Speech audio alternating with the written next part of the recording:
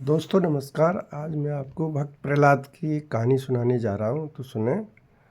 प्रहलाद भगवान विष्णु के परम भक्त थे, परंतु उनके पिता हिरण्यकश्यप एक असुर और अहंकारी राजा थे, जो चाहते थे कि सब उनकी पूजा करें और उन्हें भगवान माने। लेकिन प्रहलाद पिता की आज्ञा न मानकर सिर्फ विष्णु की ही पूजा करते थे, जिसे उनके पिता अपना प्रबल शत्रु मानते थे, क्योंकि उन्होंने देवताओं से वरदान प्राप्त कर रखा था और उन्हें अपनी शक्ति पर भी बहुत घमंड था, जिससे वह अपना राज बढ़ाता जा रहा था। हिरण्यकश्यप अपने पुत्र के भगवान विष्णु के प्रति समर्पण और उन्हें अपना भगवान मानने के कारण वह प्रहलाद पर बहुत क्रोधित हुआ।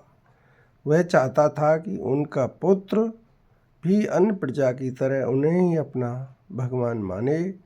जब प्रहलाद ने उनकी बात नहीं मानी तो उन्होंने पाठशाला के शिक्षकों से उन्हें मनाने की कोशिश की, लेकिन प्रहलाद अपनी बात पर अडिग था। उसने पाठशाला के अन्य बच्चों को भी भगवान विष्णु के प्रति भक्ति और कीर्तन से भर दिया। प्रहलाद को मनाने के सारे प्रयास विफल होने पर पिता ने उसे मारने की कई बार कोशिश की, परंतु वह हर बार बच जाता था। उसने अपने सैनिकों को प्रहलाद को पहाड़ से गिराने का आदेश दिया। उसने प्रहलाद को विषैला भोजन कराने की भी कोशिश की थी।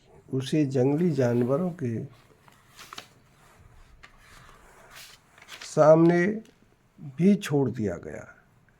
सबसे खास प्रयास में उसने अपनी बहन होलिका की मदद ली, जिनके पास आग से न जलने का एक वस्त्र था। होलिका प्रहलाद को गोद में लेकर आग में बैठ गई, लेकिन हवा के झोंके ने होलिका के वरदान के वस्त्र को उड़ाकर प्रहलाद को ढक दिया, जिसके कारण होलिका जल गई और प्रहलाद बच गए। प्रहलाद की भक्ति और अपने पिता की आज्ञा न मानने से परेशान होकर हिरण्यकश्यप ने एक खम्भे की तरफ इशारा किया और पूछा कि क्या विष्णु इसमें भी हैं। प्रहलाद के हाँ कहने पर हिरण्यकश्यप ने क्रोध में खम्भे पर प्रहार किया। खम्भे को तोड़ते हुए भगवान विष्णु ने नरसिंह का रूप धारण किया, जो आधा मनुष्य और आधा शेर था।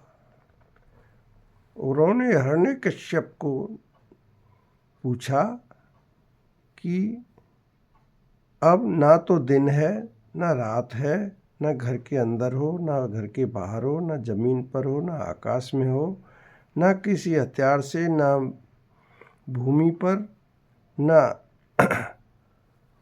मनुष्य से ना जानवर से मरने के वरदान को सिद्ध करते हुए महल की चौखट पर संध्या के समय अपनी जंघा पर रखकर अपने नाखूनों से उसका पेट फाड़कर वध किया और प्रहलाद की रक्षा की।